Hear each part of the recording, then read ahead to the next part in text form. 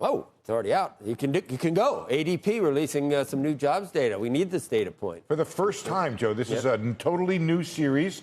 And I can tell you right now, it says Steve Leisman has the numbers. We'll go past that. Now I can tell you that private sector employers added an average of 14,250 jobs per week over the past 4 weeks, according to new preliminary data being released now by ADP, a turnaround from negative September numbers. Stepping into the void created by the government shutdown, ADP will now release a 4-week average weekly change in employment with a 2-week lag every Tuesday.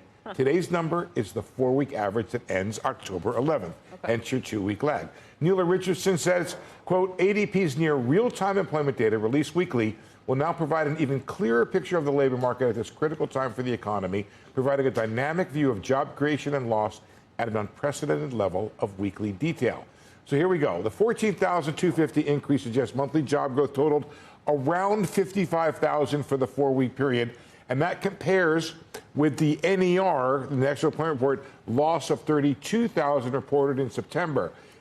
These data is subject to revision with the release of the NER, which is the better known and more closely followed National Employment Report.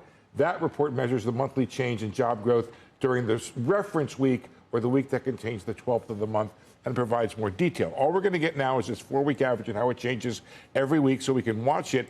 The dynamic I think people need to know about is that you had a dip in September, which gave us that shocker of minus 32,000, and now it's climbed back to maybe plus 55 if this data maintains the way we're going towards the survey week. Look, I appreciate the more granular data. I appreciate the more updated and continual rolling information that's in it.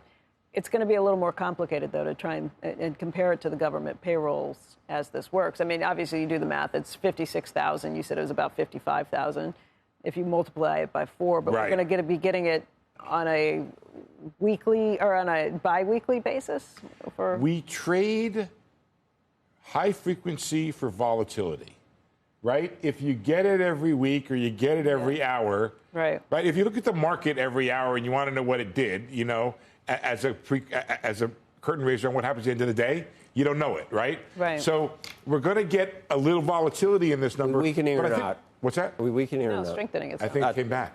I mean, overall, with this was your thing. That's what I mean. This was your thing. Take a victory. Well, there have been people who have said we've already hit bottom and things are already improving. The only numbers we have are that the CPI was a little weaker than had been anticipated. It was still hot and high on the high side, 3% year over year. Have we bottomed already? Numbers are better. Joe, this suggests a climb back from September. I'll read you these numbers.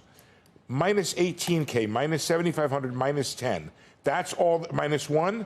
Then it bounced back the week after. So then tell me, the employment report. What's your answer? Are we weakening in the labor market or not? This data suggests that we are not weakening. That's unbelievable. This data suggests that we came back. Well, I know from this, but I'm saying the notion that we were weakening.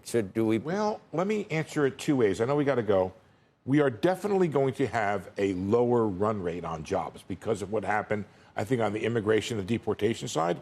But this suggests a bounce back, and that perhaps September was just a dip. So we came back to, if this 60K, I would say that's a number that keeps the unemployment rate. So we got 3% inflation and not a weakening jobs market. So let's cut some more. Why would the Fed cut rates? You asking me? No, let's cut some more. We got I'm going to talk about that in 3% inflation. There's a lot of people who think the Fed shouldn't be cut. And a strong jobs market. So what, you want to cut? Yeah, I do.